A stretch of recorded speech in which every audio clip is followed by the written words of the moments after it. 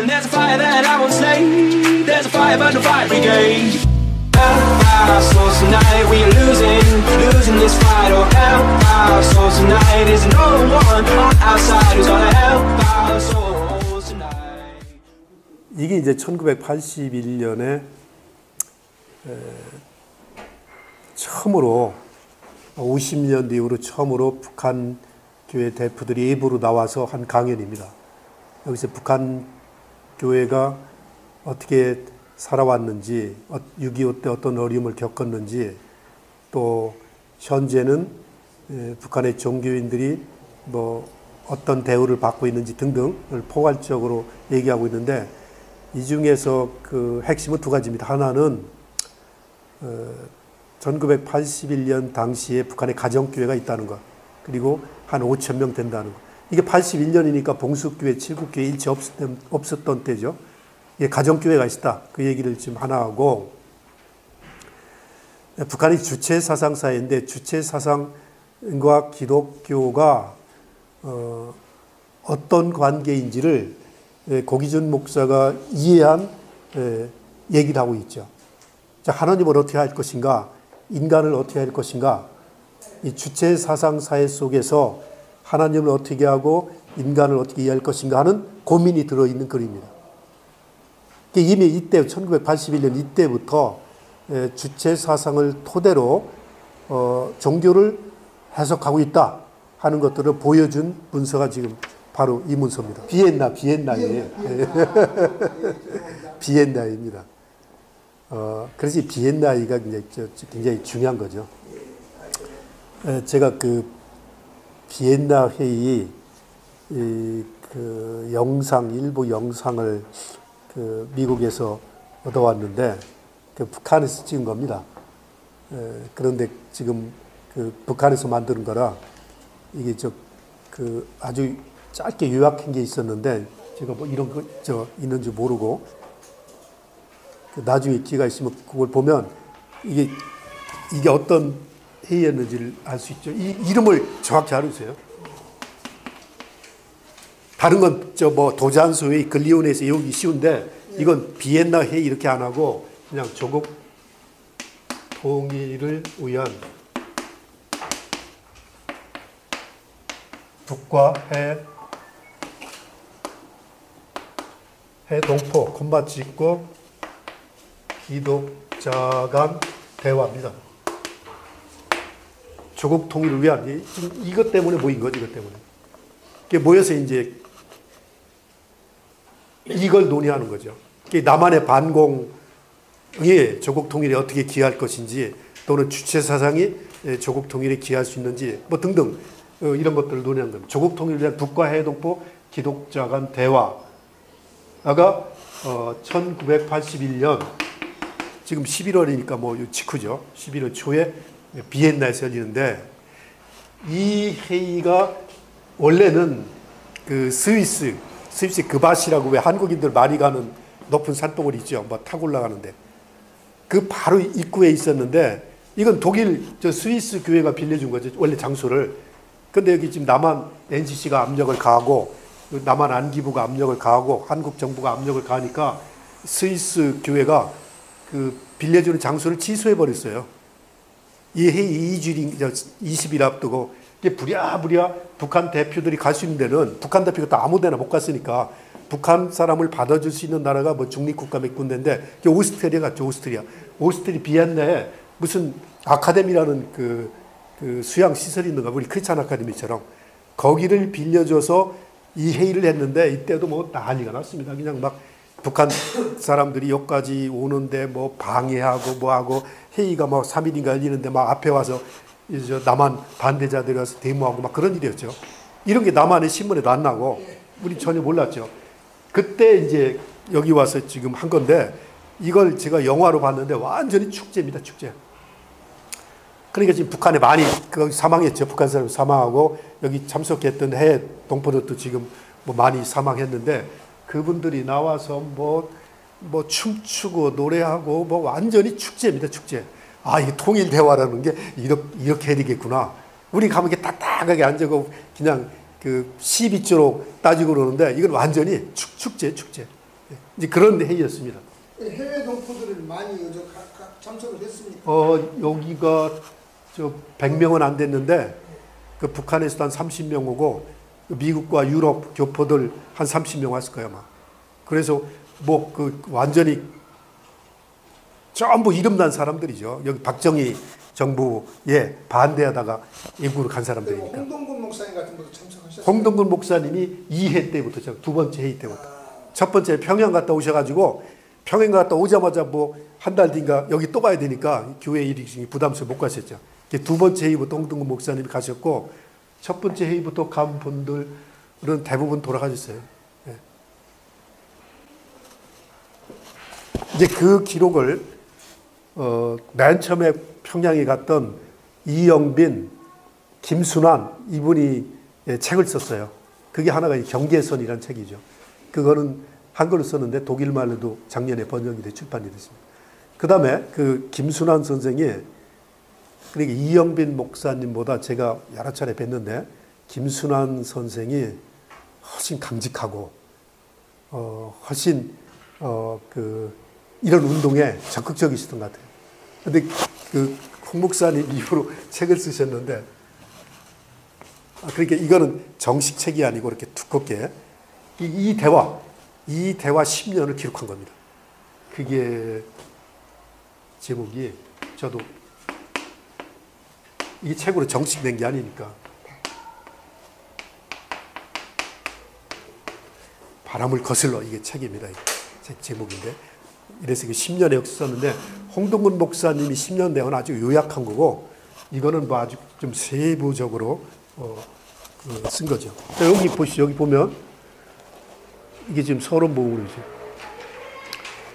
항상 하나님의 보호와 은혜 가운데 있는 사랑하는 우리 성직자들과 존경하는 교포 여러분, 저는 먼저 오늘의 이 중대한 역사적인 모임에서 연설하게 된 것을 더 없는 영광으로 생각하면서 저에게 이러한 기회를 허락하여 주신 주최 측의 심심한 사의를 표하는 바입니다. 천지 만물의 창조자이신 하나님께서 택하여 주신 동방의 금수강산 삼천리 반도에서 조선민족의 피를 받아 태어난 우리 결애가 에세이 침략으로 말미암아 서로 갈라져 살아오던 중 하나님의 각별한 보호로 이역에서나마 이렇게 한자리에 모여 친목을 도모하고 민족의 비원인 조국 통일 방도를 의논하게 된 데 대하여 하나님 앞에 감사하면서 이제 저는 사회주의와 기독교라는 제목을 가지고 잠깐 말씀드리고자 합니다. 저는 8.15 전에는 물론 8.15 후에도 오늘까지 이북에서 교직자 생활을 하고 있습니다. 여러 성직자 선생님들도 하시고 계시는 바와 같이 지금 이북은 사회주의 사회입니다. 사회주의 사회에서 온 목사라고 하면 혹은 어떤 분들은 여러 가지 의욕을 가질 수 있다고 생각합니다.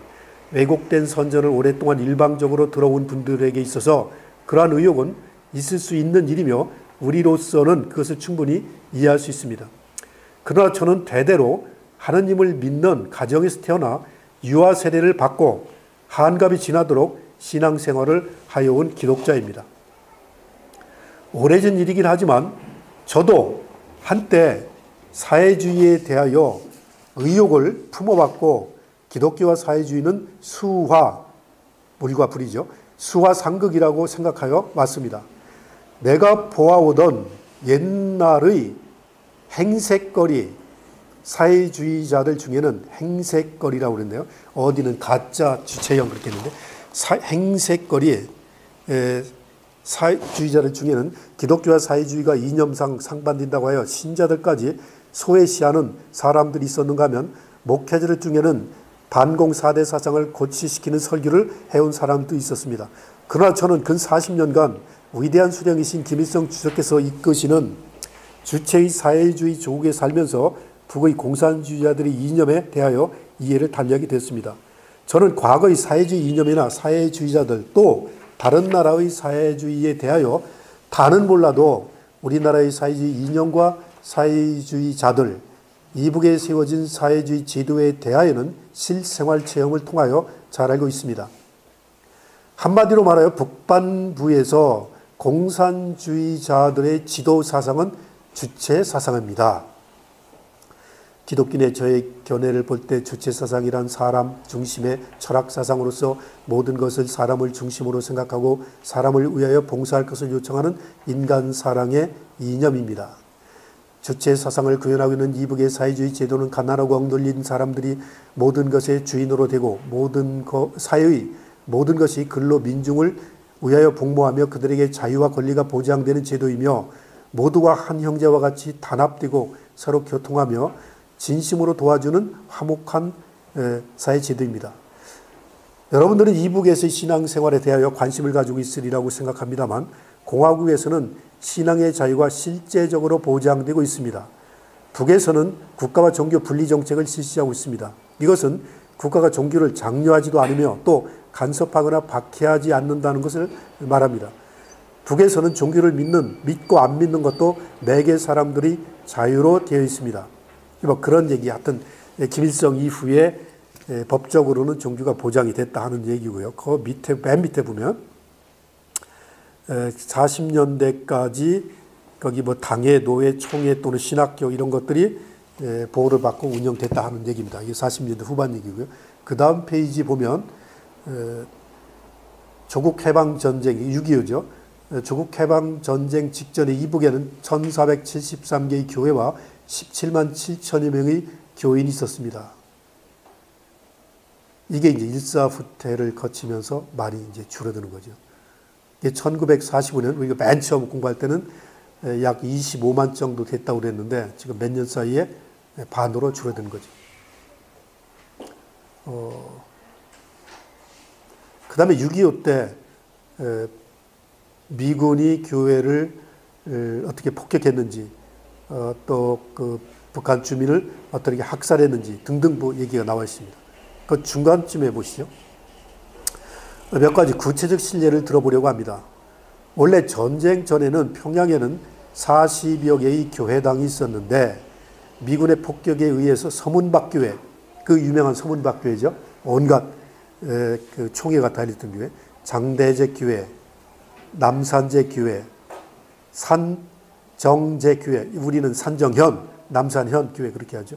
또 창동교회, 연화동교회, 기림리교회, 동평양교회 등 크고 작은 모든 교회당들이 다 파괴되었고 신의주에서도 미군이 1950년 11월 8일 120대의 B-29 폭격기로 소위탄과 폭탄을 떨구었는데 이때 제1교회로부터 제7교회까지 그리고 동부성결교회와 서부성결교회 등 모든 예배당들을 다 파괴 소각하였으며 순식간에 수천 명의 교인들을 폭살하였습니다.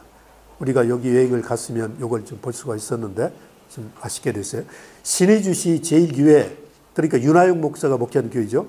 이택순 장로님은 교회당에서 기도를 하다가 두 손을 마주 잡은 채 불타 죽었고 의주 동교회 김하원 목사님과 용천 군 양서면 이상국 목사님도 미군 폭격기의 직탄에 맞아 온 가족과 함께 참살당하였습니다.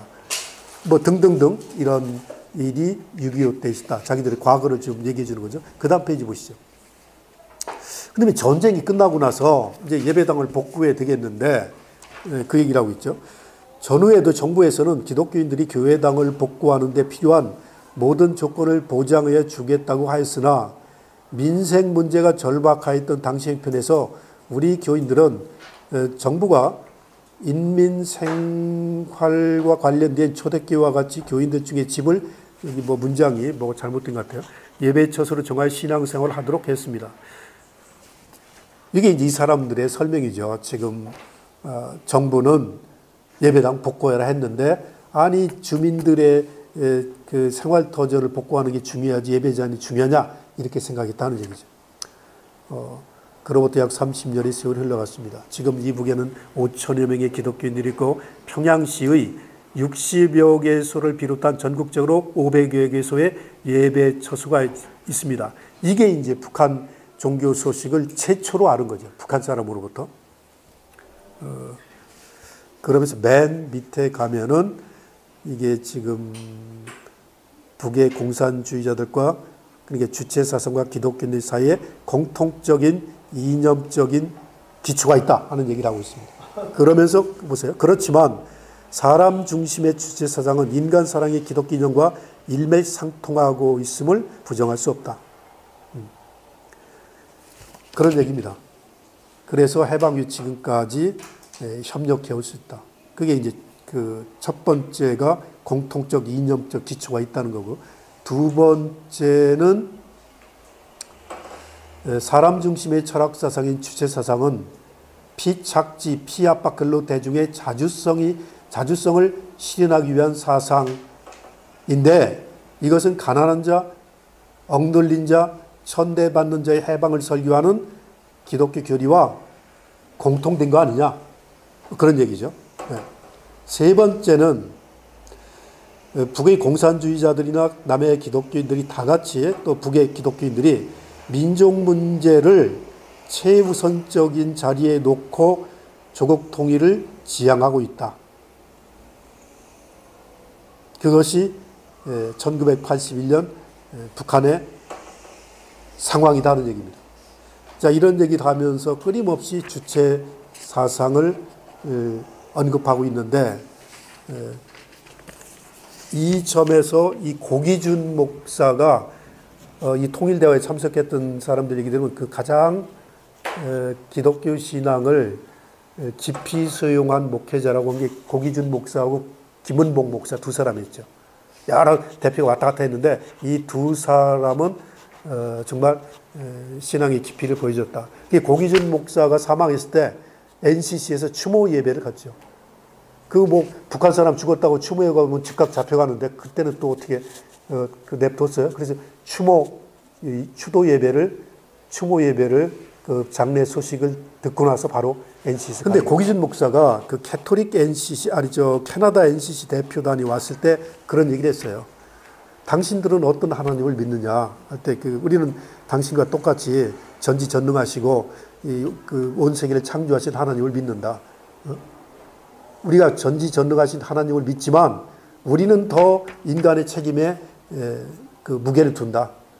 하나님께서 인간에게 그 능력을 부하셨는데 그 인간이 신으로부터 부여받은 능력을 우리는 더 강조한다. 그런 얘기를 이제 캐나다 NCC 대표단에게 얘기를 했죠. 이제 그만큼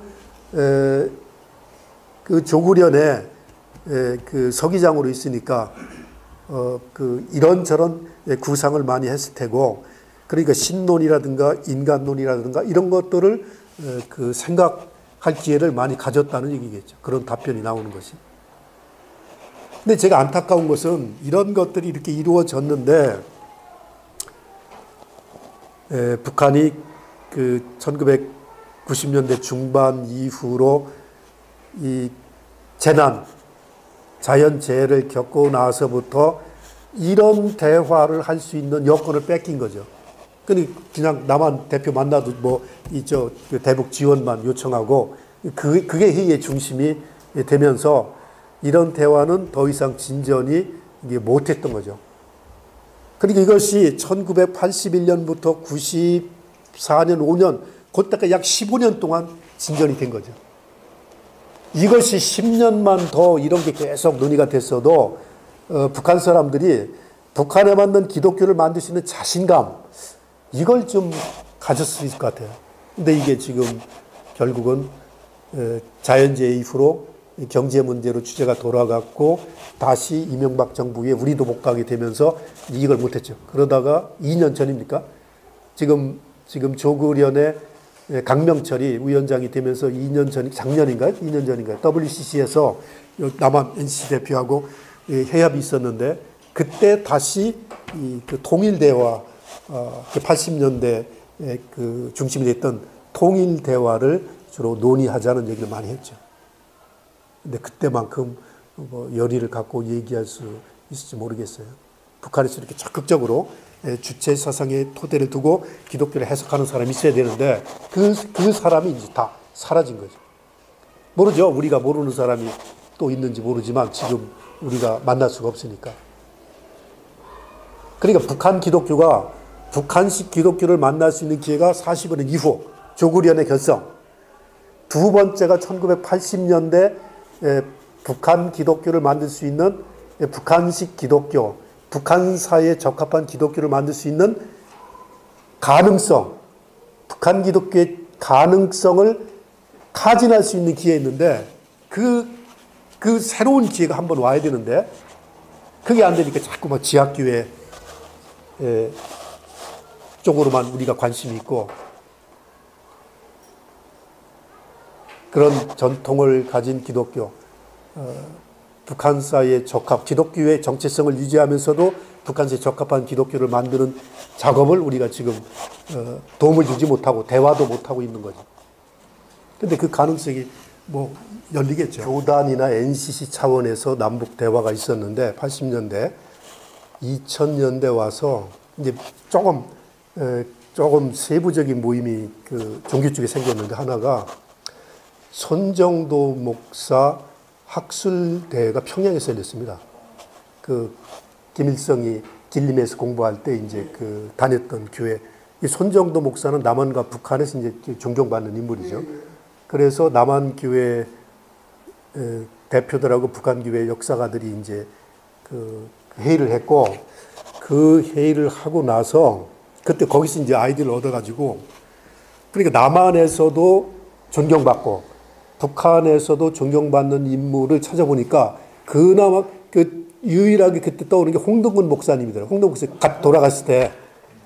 그래서 손정도 목사 세미나는 이제 끝났고 홍동근 목사 기념 서거 세미나를 남북이 공동으로 하려고 추진했었습니다. 몇 사람이 이제 주제를 뭘로 할 것인가 뭐 이런 식으로.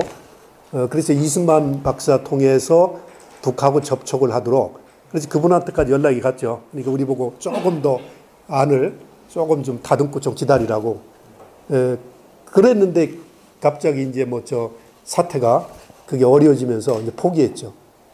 이제 그런 식으로 조금씩 이렇게 세분화돼 나가고 있는 단계에서 이게 끊어져 가지고 지금 복원시키려면 빨리 지금 복원시켜야지 또 이거 10년 있으면 지나면 이제 이런 것도 이제 지금 우리가 평양을 못 가고 그 사람 지금 못 오잖아요. 그래서 이제 다시 외국 가서 모이기 시작했는데 그래서 NCC에서 저 노정선 박사 일행이 그 심양에 가서 북한 대표 만났더니 통일부에서 허락 안 해서 그냥 갔죠. 알리고만.